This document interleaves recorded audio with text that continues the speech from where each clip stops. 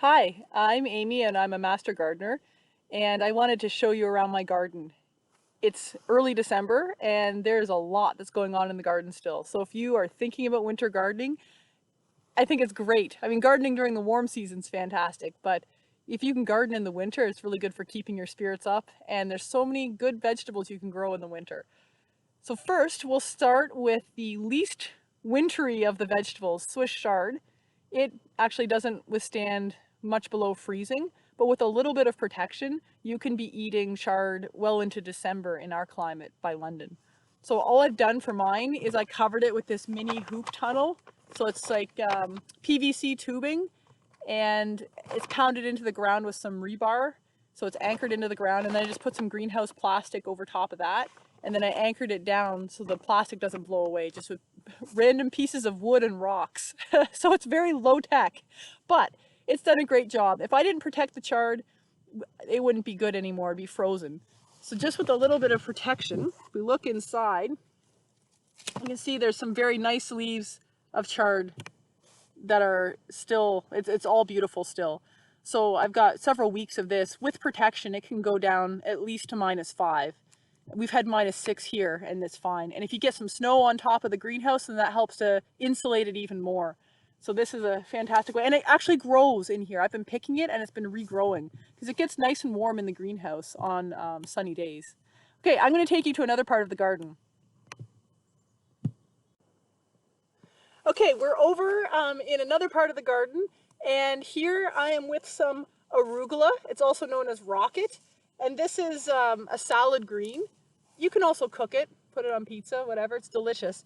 When there's no lettuce around, arugula is a great stand-in for making salads, and it loves the cold weather. It's growing right now. I've done nothing to protect it. It's been snowed on. We've gone down to -6, and it is just beautiful. I actually planted this arugula. I seeded it in July, and then I planted it in the garden at the end of August, and it is big. I keep picking it back. It's trying to flower.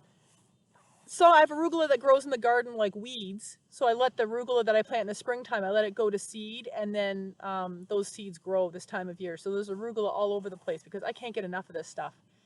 And then beside it, I have also planted some parsley. So here's parsley. It's been snowed on, and it's still beautiful as well. I haven't even frozen my parsley yet. It's just as nice as it was in the summertime.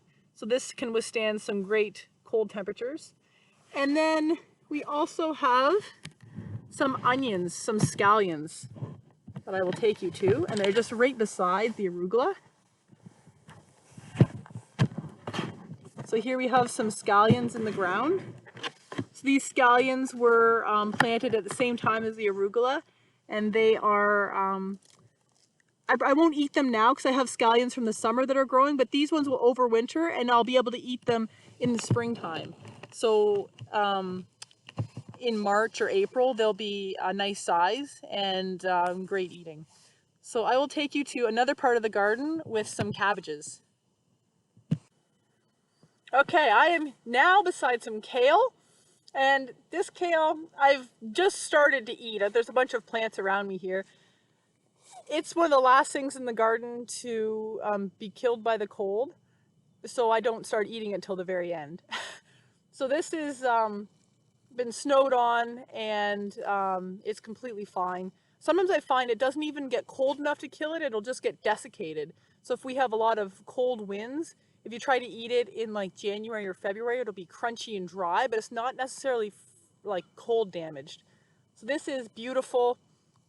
Eating raw, it gets sweeter as the days get colder.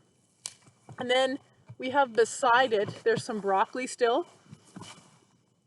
So the broccoli is done with its central head, but it sends off all these little side shoots, and they are just delicious to eat too. Okay, now we're over here by some Brussels sprouts. You have a look. These again are similar to the kale. They can withstand very cold temperatures, and usually I don't start eating them until things are going to get really cold, like -10. So maybe more of a January thing. but they withstand the temperatures very well, and you don't have to do anything.